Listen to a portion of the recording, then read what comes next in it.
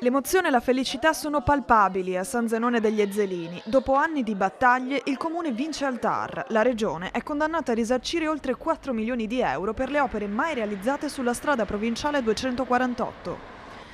Una lotta che va avanti dal 2012, quando era stato siglato l'accordo compensativo della Pedemontana Veneta che prevedeva la sistemazione della viabilità del comune, un accordo mai mantenuto dalla regione. Dopo le 3 sentenze che abbiamo vinto in merito proprio alla validità dell'accordo, perché la Regione sosteneva che l'accordo che era stato sottoscritto nel 2012 non fosse valido, dopo aver vinto quelle sentenze la Regione comunque non ha portato avanti l'accordo e allora grazie all'assistenza anche dell'avvocato Zoccarato abbiamo deciso di fare una causa risarcitoria, perché dopo tutti questi anni era giusto che i diritti del nostro paese, dei nostri cittadini fossero riconosciuti.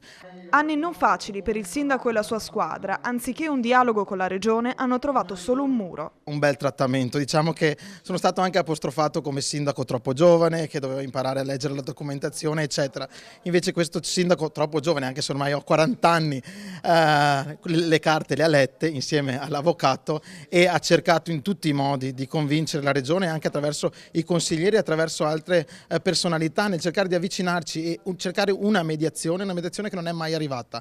Non è stato bello come sindaco, non è stato bello come persona, è stato sicuramente difficile, ma insomma tutte le battaglie difficili ci piacciono ed è bello soprattutto quando si vincono. Con il risarcimento ora il comune potrà finalmente investire sul territorio. Con questi fondi il Comune potrà realizzare finalmente l'opera che era stata promessa in compensazione della presenza della strada pedemontana nel suo territorio, opera che serve a garantire la sicurezza stradale e quindi la sicurezza dei cittadini e di tutti coloro che attraversano il centro di San Zenone.